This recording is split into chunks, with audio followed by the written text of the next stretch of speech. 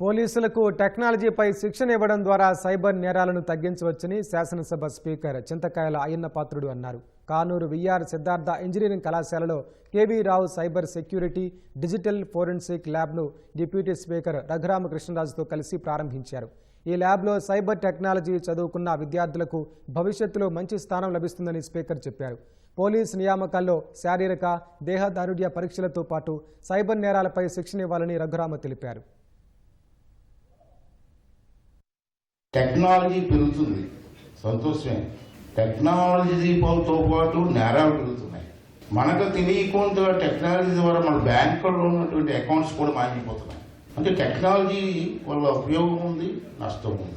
ఈ రెండు రాష్ట్రాలకి ఫస్ట్ టైం ఈ కార్యక్రమాన్ని ప్రారంభించినటువంటి మీ పెద్దలకి, దానికి సపోర్ట్ చేసినటువంటి కేవీ రావు గారికి మనస్ఫూర్తిగా ధన్యవాదాలు చెప్పాల్సిన అవసరం కూడా ఉందని చెప్పి ఈ సందర్భంగా చేస్తున్నాను.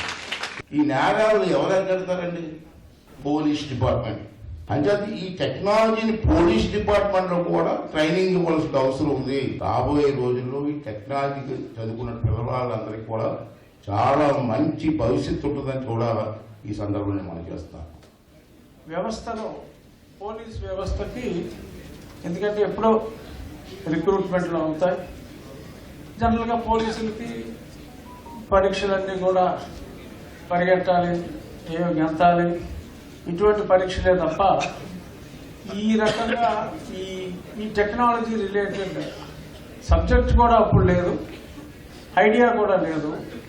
సో దానికి సెపరేట్ ఈ సైబర్ సెక్యూరిటీ, ఈ ప్రాసెసింగ్ అంతా తెలిసిన వ్యక్తుల్ని అపాయింట్ చేసుకోవాలి అని కూడా మా కమిటీ ఆ రోజు హోమ్ సెక్రటరీ గారికి, ఐటీ సెక్రటరీ కూడా వచ్చారు, వాళ్ళకి సూచించడం జరిగింది.